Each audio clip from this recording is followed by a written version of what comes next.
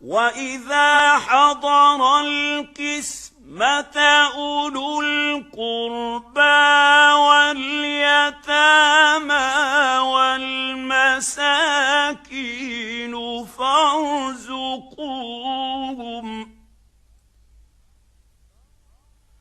فارزقوهم منه وقولوا لهم قولا معروفا.